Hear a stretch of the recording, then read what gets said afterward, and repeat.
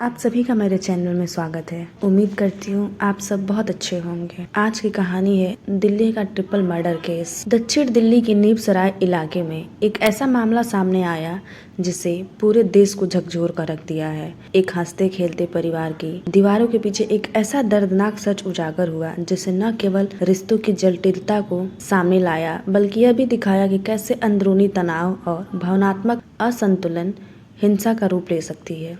यह कहानी है एक परिवार की जहां बाहरी सुखद जीवन के पीछे एक अंधेरे ने सब कुछ खत्म कर दिया। हुआ यूं कि 4 दिसंबर 2024 की सुबह अर्जुन नाम का एक युवक पुलिस को सूचना दी कि उसके अपने घर में 3 लोगों की हत्या हो चुकी है।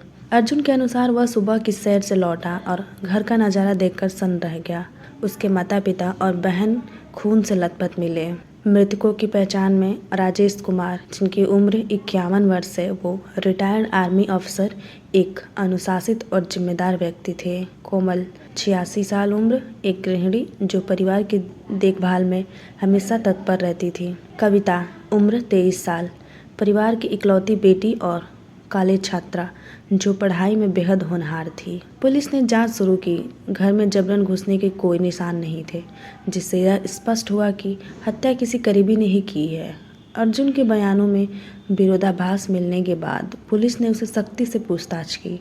कुछ ही घंटों में अर्जुन टूट गया और वह अपना जुर्म कबूल किया। उसने बताया कि उसने ही अपने माता पिता और बहन की हत्या की है। तो पुलिस ने इसके पीछे की मोटिव पूछा तो बताया कि उसके पिता अपनी संपत्ति का बड़ा हिस्सा अपनी बेटी कविता के नाम करने की योजना बना रहे थे और यह बात अर्जुन को नागवार गुजरी। उसको लगा कि उसके माता पिता कविता को ज़्यादा महत्व देते हैं और उसकी भावनाओं को अनदेखी करते हैं।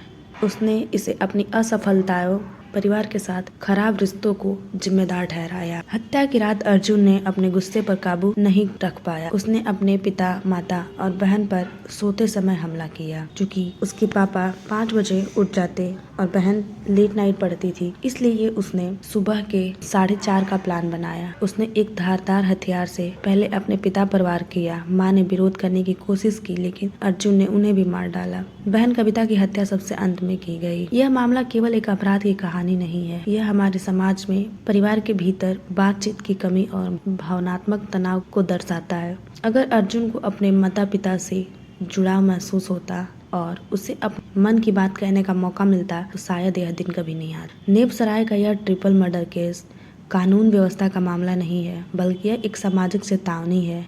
परिवार के भीतर खुले बातचीत और एक दूसरे के प्रति संवेदनशीलता की कमी ने एक खुशहाल परिवार को बर्बादी के कगार पर ला दिया। यह घटना हमें सिखाती है कि रिश्तों में बातचीत और भावनात्मक जुड़ाव कितना महत्वपूर्ण है। इतनी बेसब्री से सुनने के लिए धन्यवाद।